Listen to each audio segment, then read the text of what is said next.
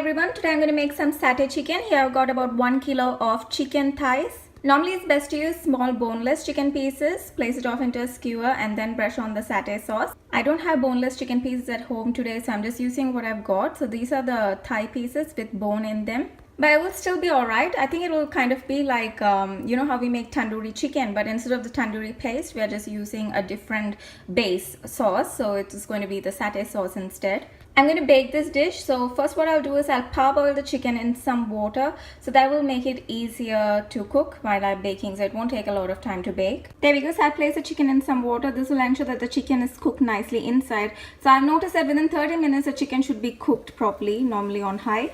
So what I'll do is I'll just boil it for 15 minutes, not the full 30 minutes. And then after that for about 10 to 12 minutes, I'll just bake it off with the satay sauce. And even when the chicken is boiling, I don't want it to be bland. So I'm going to season it with some salt first.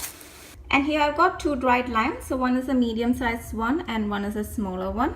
If you don't have dried limes, just feel free to use half of a fresh lime. Don't use the whole thing because if you use a whole lime, it will end up being too sour. Whereas this one is not as strong or intense in sourness. It has another flavor, so even if I use 2, it should be okay.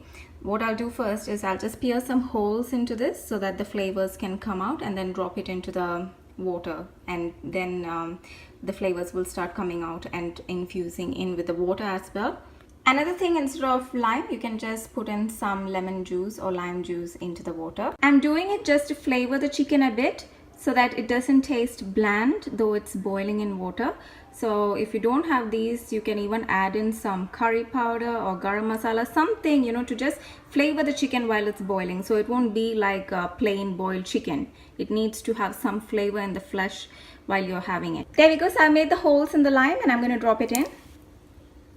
Give it a good mix. Now already the smell of the water is starting to change and it's got this nice zesty smell coming through.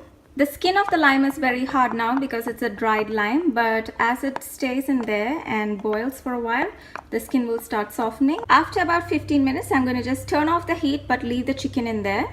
While it's soaking up the zesty flavors, I'm going to go ahead and start preparing the satay sauce or satay paste, whatever they call it. Not sure if everything is going to fit into this little blender, but I shall try.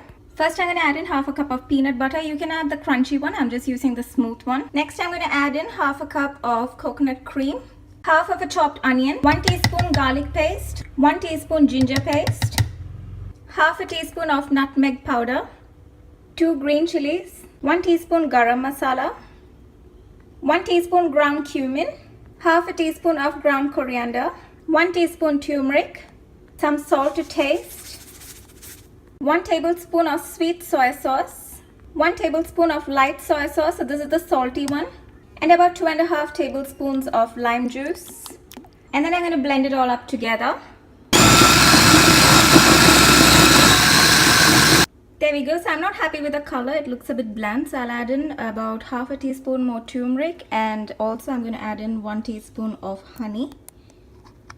In goes another half a teaspoon of turmeric. At this stage, it's good to check the taste to see if it's too sour, too salty, too sweet, and then adjust the flavors accordingly. Everyone has different preferences when it comes to taste, so you can just adjust it according to your personal preference. There we go. So I've given it a quick blend and our satay sauce or marinade, whatever you want to call it, is ready. Now I've preheated my baking oven for about 250 degrees. I've lined my baking tray with some aluminium foil. I'm going to spray on some coconut oil.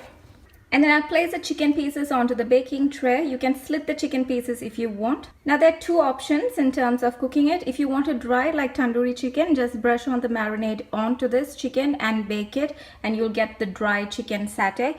If you want some gravy, which I'm going to make it that way with gravy, so I'll show you how to do that. In order to make the gravy for the satay chicken, this is the stock, the chicken stock, or the water in which the chicken was boiling in. I'm going to save some depending on how much gravy I want for the dish, and I'm going to discard the rest. There we go. So I've just saved some. So it'll be enough to make a little bit of gravy. And then I'm going to pour in some of the satay sauce marinade into this, and I'm going to heat it up. And once it thickens up, that will be our satay gravy.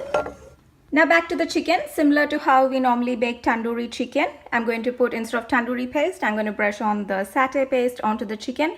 And as I mentioned before, feel free to slit the chicken if you want the flavors to be infused in nicely as well. But I rather leave it this way, I'm fine with it. There we go, how lovely is this? The chicken is nicely coated on both sides with the satay marinade sauce. And I'm going to put it off into the baking oven and bake it for about 10 to 12 minutes. Also in the meantime, I'm heating up and thickening this satay gravy that I'm making for the chicken.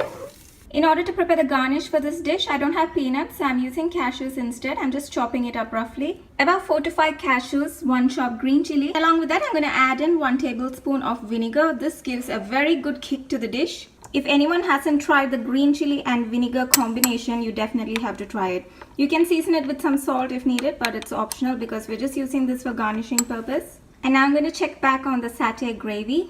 It's coming along nicely, starting to bubble now. Once it thickens to the desired consistency and I'm happy with the taste, then the gravy is ready. So here's a lovely satay gravy coming along. It tastes so good. It's got a very nutty taste to it, probably because of the peanut butter that I had added in.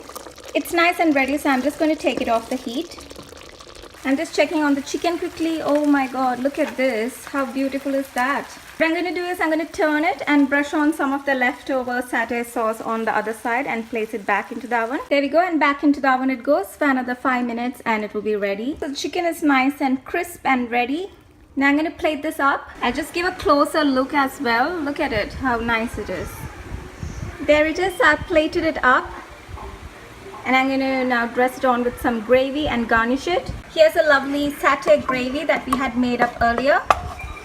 And lastly, I'm going to garnish it with our nut chili and vinegar mixture. And apart from that, here it is everyone. Our lovely satay chicken is ready. Enjoy. Bye.